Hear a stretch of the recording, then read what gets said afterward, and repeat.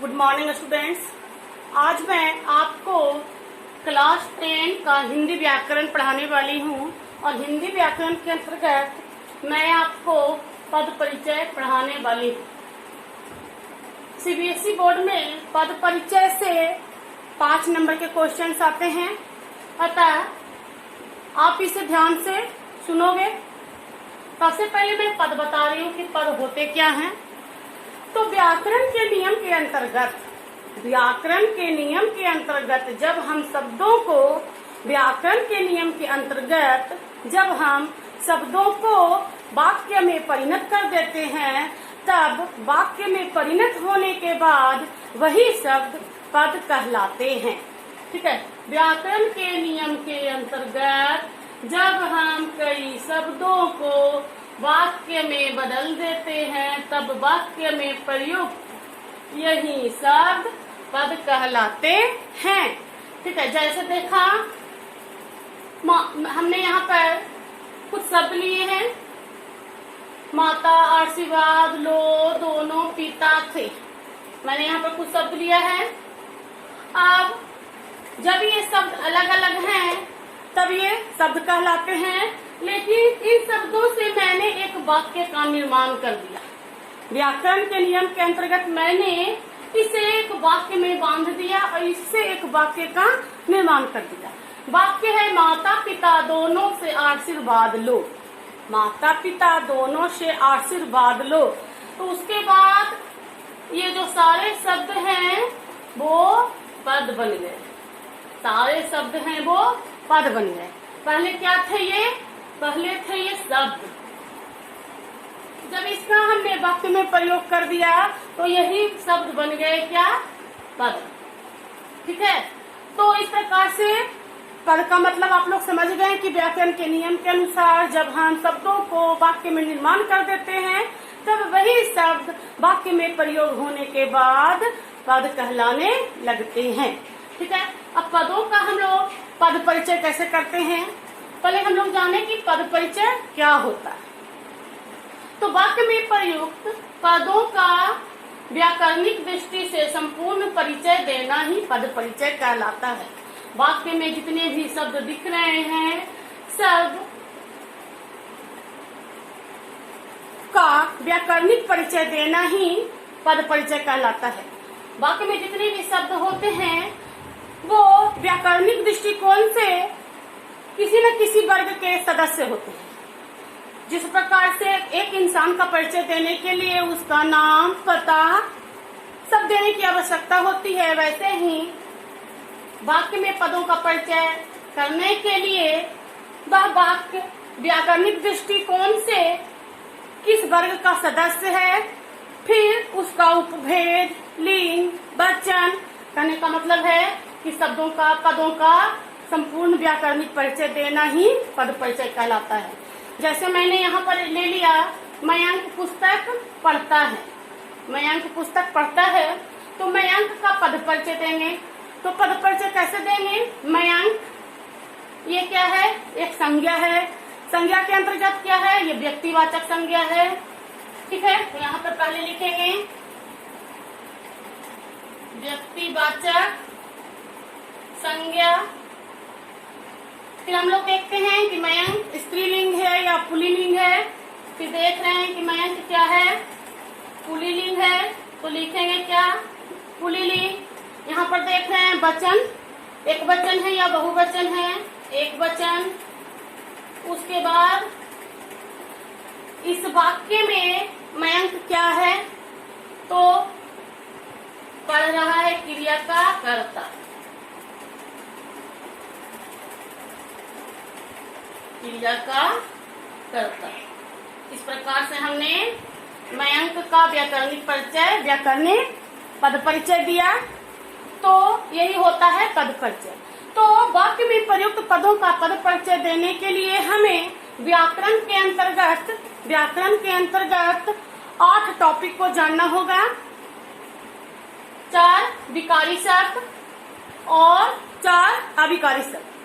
विकारी शब्द के अंतर्गत संज्ञा, सर्वनाम, क्रिया, विशेषण।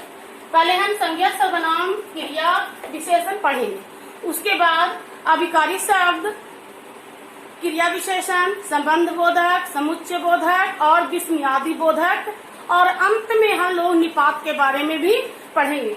अब हम लोग बारी बारी से इन 8 टॉपिक को पढ़ने वाले हैं।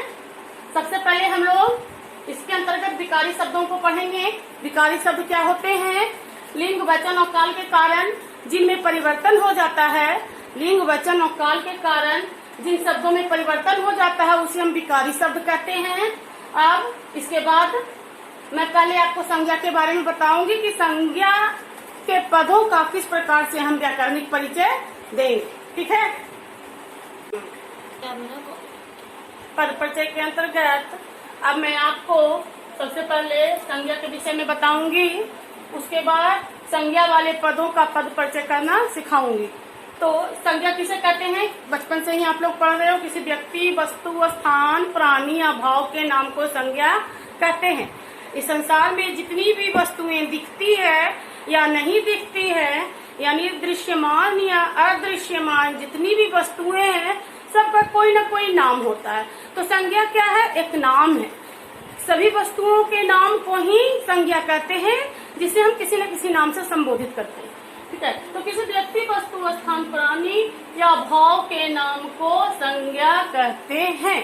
संज्ञा के 5 भेद होते हैं। पहला व्यक्तिवाचक संज्ञा, दूसरा जातिवाचक संज्ञा, तीसरा भाववाचक संज्ञा, चौथा समूहवाचक संज्ञा और 5वां द्रव्यवाचक संज्ञा। व्यक्तिवाचक संज्ञा किसे कहते हैं? व्यक्तिवाचक संज्ञा किसी विशेष व्यक्ति, वस्तु, स्थान या प्राणी के नाम को व्यक्तिवाचक संज्ञा कहते हैं। किसी विशेष व्यक्ति, वस्तु, स्थान या प्राणी के नाम को व्यक्तिवाचक संज्ञा कहते हैं। ठीक है। यानी कि इसमें हम एक ही चीज याद रखेंगे, विशेष नाम। इसे हम एक ही चीज से याद रखेंगे, क्या? विशेष नाम। इसके बाद जातिवाचक संज्ञा किसे कहते हैं? तो जातिवाचक संज्ञा उसे कहते हैं जिससे कि पूरी जाति भर का बोध है। किसी व्यक्ति, वस्तु, स्थान के पूरी जाति भर का बोध हो, उसे जातिवाचक संज्ञा कहते हैं। ठीक है। फिर भाववाचक संज्ञा कहते हैं। किसे कहते हैं?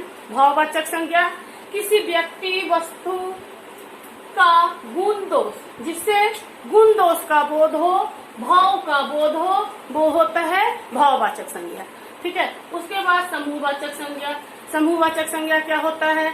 समूहवाचक संज्ञा जिससे कि झुंड का बोध हो, किसी समूह का बोध हो, वह होता है समूहवाचक संज्ञा। उसके बाद द्रव्यवाचक संज्ञा किसे कहते हैं? द्रव्यवाचक संज्ञा नापने या तौलने वाली वस्तुओं के नाम, यह कहलाता है क्या? द्रव्यवाचक संज्ञा। व्यक्तिवाचक संज्ञा के अंतर्गत हो गया राम, लक्ष्मण, राम, मोहन, ये सब क्या है? व्यक्तिवाचक संज्ञा है। जातिवाचक में हो गया क्या? गाय, लड़की, इसमें हो गया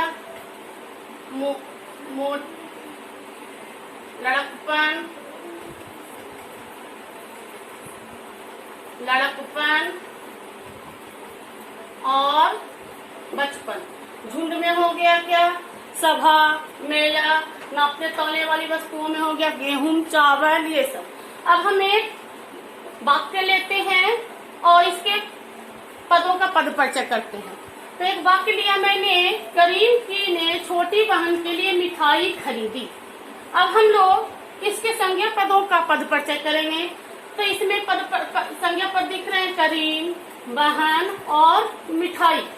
तो संज्ञा पदों का पद परिचय करने के लिए सबसे पहले हम संज्ञा का भेद देखेंगे, फिर वाक्य में लिंग देखेंगे उसका, फिर वचन देखेंगे, फिर कारक चिन्ह देखेंगे कि किस कारक चिन्ह के अंतर्गत प्रयोग हो रहा है। उसके बाद हम लोग क्रिया के साथ उसका संबंध देखेंगे। जैसे सबसे पहले हमने ले लिया करीम। तो करीम यहाँ पर क्या है? किसी व्यक्ति का नाम है, किसी विशेष व्यक्ति का नाम है। तो ये आ गया व्यक्तिवाचक संज्ञा के अंतर्गत। उसके बाद इस वाक्य में करीम पुल्लिंग है, तो ये पुल्लिंग हो गया। इस वाक्य में दिख रहा है कि यह एक वचन प्रयोग हो रहा है, तो एक वचन। इस वाक्य में करीम क्या है? कर्ता का काम कर रहा है, तो कर्ता कारक। और इस क्रिया के लिए करीन क्या कर रहा है, तो क्रिया के लिए कर्ता का काम कर रहा है। तो ये हो गया करीन का पद परिचय। अब हम लोग बहन का पद परिचय करेंगे। बहन क्या है, जातिवाचक संज्ञा है, क्योंकि बहन से सारी बहनों का बोध होता है। तो जातिवाचक संज्ञा, बहन स्त्रीलिंग, एक वचन, फिर बहन के लिए संप्रदान कारक। ये बहन है जो इस वाक्य में गौण कर्म का कार्य कर रहा है। उसी के बाद मिठाई देखेंगे। तो मिठाई जातिवाचक संज्ञा, मिठाई क्या है, जातिवाचक संज्ञा है, फिर स्त्रीलिंग है, फिर एक वचन है। उसके बाद ये इस वाक्य में कर्म का काम कर रहा है, तो इसमें लिखेंगे क्या, कर्म कारक,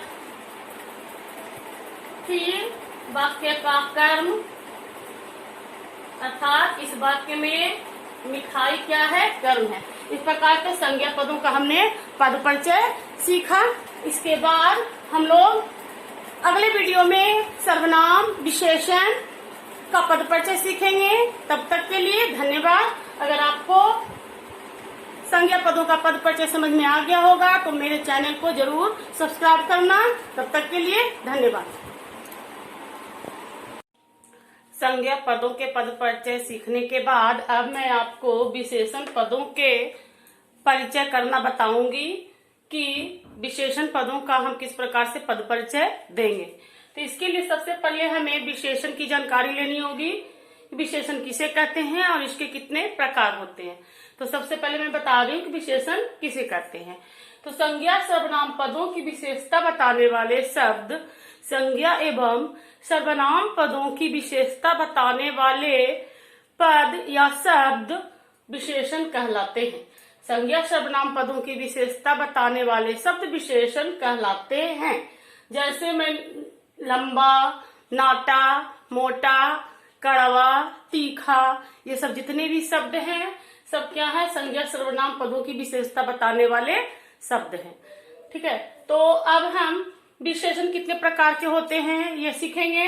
तो पहला 4 प्रकार के होते हैं विशेषण: गुणवाचक विशेषण, परिमाणवाचक विशेषण, संख्यावाचक विशेषण और सार्वनामिक विशेषण।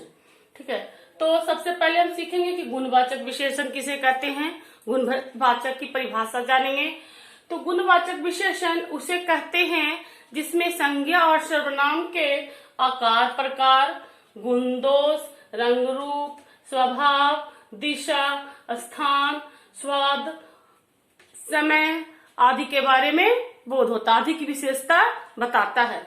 यानी कि गुणवाचक विशेषण है जो वस्तुओं के आकार प्रकार के बारे में बताता है, उनके गुण दोष के बारे में बताता है, रंग रूप के बारे में बताता है, स्वभाव बताता है, दिशा बताता है, स्थान बताता है, स्वाद बताता है कि तीखा है, कड़वा है, मीठा है, लंबा है, मोटा है। ये सब चीज है जो क्या है, गुणवाचक विशेषण के अंतर्गत आता है। और गुणवाचक के बाद अब हम लोग परिमाणवाचक की ओर आगे बढ़ते हैं। तो परिमाणवाचक विशेषण में परिमाण बताता है, चीजों का परिमाण बताता है और चीजों की मात्रा ये बताता है। तो परिमाणवाचक विशेषण है जो 2 प्रकार के होते हैं: निश्चित परिमाणवाचक और अनिश्चित परिमाणवाचक। निश्चित परिमाणवाचक में निश्चित मात्रा का बोध होता है, निश्चित मात्रा का बोध होता है, निश्चित परिमाण का बोध होता है। जैसे मुझे 2 किलो चीनी चाहिए, तो इसमें यह निश्चित किया जा रहा है कि मुझे 2 किलो ही चीनी चाहिए। तो 2 किलो, 3 किलो, इस प्रकार से जितने भी शब्द हैं सब क्या है, निश्चित परिमाणवाचक है। अनिश्चित परिमाणवाचक जिसमें कि निश्चित नहीं किया हुआ है कि कितनी मात्रा होगी। जैसे कि मुझे आज कम चाय पीनी है, मुझे आज कम चाय पीनी है। कम चाय का मतलब ये नहीं कि आधा कप पीना है कि आधा कप से थोड़ा ज्यादा पीना है। तो यहाँ पर यह निश्चित नहीं बताया गया है। तो ये क्या है, अनिश्चित परिमाणवाचक विशेषण। ठीक है, इसका एग्जाम्पल हो गया क्या, 2 किलो, कम, ज्यादा, ये सब। अब हम लोग संख्यावाचक विशेषण की ओर आगे बढ़ते हैं। संख्यावाचक विशेषण में संज्ञा और सर्वनाम की संख्या के बारे में ये बताता है। तो ये है संख्यावाचक विशेषण। संख्यावाचक विशेषण भी दो प्रकार के होते हैं, निश्चित संख्यावाचक विशेषण और अनिश्चित संख्यावाचक विशेषण। निश्चित संख्यावाचक विशेषण में निश्चित संख्या के बारे में बताता है, निश्चित संख्या के बारे में बताता है। जैसे मुझे 10 पुस्तकें चाहिए, ठीक है, जैसे मुझे 10 पुस्तकें चाहिए, मुझे 10 पुस्तकें चाहिए, ये क्या है, निश्चित संख्यावाचक विशेषण है। उसके बाद अनिश्चित संख्यावाचक विशेषण। अनिश्चित संख्यावाचक विशेषण में अनिश्चित संख्या का बोध कराता है। जैसे यदि हम लोग बोलेंगे कि मुझे कुछ पुस्तकें चाहिए, मुझे कुछ पुस्तकें चाहिए, तो ये क्या हो गया, अनिश्चित वाचक विशेषण। इसके बाद हम लोग अब आ जाते हैं सार्वनामिक विशेषण। इसके बाद विशेषण के चौथे भेद सार्वनामिक विशेषण की ओर हम लोग आगे बढ़ते हैं। तो संज्ञा के पहले लगकर उसकी विशेषता बताने वाला सार्वनामिक विशेषण कहलाता है। जो शब्द संज्ञा के पहले लगता है और उसकी ओर इशारा करता है या उसकी विशेषता बतलाता है, उसे सार्वनामिक विशेषण कहते हैं। ठीक है, जैसे मैंने एक एग्जांपल लिया, यह कलम सुधा की है, यह कलम सुधा की है, तो यहाँ पर संज्ञा है क्या, कलम। तो संज्ञा के आगे यह लगा हुआ है और यह बता रहा है कि यह कलम किसकी है, सुधा की है। कहने का मतलब कलम की ओर इशारा कर रहा है, संज्ञा की ओर इशारा कर रहा है सर्वनाम से कि यह कलम किसकी है, सुधा की है। तो ये क्या हो गया, यह हो गया तुम्हारा सार्वनामिक विशेषण। यह वह घर राम की है, तो यह वह जो भी है जो कि संज्ञा के पहले लगता है वो क्या होता है, वो होता है सार्वनामिक विशेषण। यहाँ पर आपको पुरुषवाचक सर्वनाम और सार्वनामिक विशेषण एक जैसे लगेंगे, क्योंकि पुरुषवाचक सर्वनाम में अन्य पुरुष के अंतर्गत भी वह आता है, लेकिन वहां पर वह के बाद क्रिया रहेगा, लेकिन यहाँ पर वह के बाद संज्ञा रहेगा। इसी से दोनों में डिफरेंसेस आ जाएंगे और आप पकड़ेंगे कि यह सर्वनामिक विशेषण है या तो फिर पुरुषवाचक सर्वनाम है। ठीक है, अब हम लोग सार्वनामिक पदों का पद परिचय कैसे करेंगे। सार्वनामिक पदों का पद परिचय करने के लिए सबसे पहले हम लोगों को विशेषण के भेद लिखने होंगे कि जो पद दिया हुआ है वो विशेषण के किस भेद के अंतर्गत आता है। उसके बाद उसकी अवस्था बताएंगे, फिर लिंग डिसाइड करेंगे, फिर वचन डिसाइड करेंगे, फिर अंत में बताएंगे कि जो विशेषण है उसका विशेष क्या है, मतलब किस वस्तु की विशेषता वह बतला रहा है। जैसे कि एग्जांपल हमने लिया यहाँ पर क्या कि छोटे बच्चे ने 1 लीटर दूध पी लिया, छोटे बच्चे ने 1 लीटर दूध पी लिया। यहाँ पर हमें छोटे इस शब्द का, इस पद का पद परिचय करना है।